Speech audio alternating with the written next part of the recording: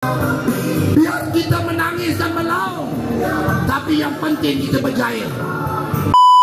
Sekali lagi anak-anak Tanjung Pinang, biar kita menangis dan melaung, tapi yang penting kita berjaya.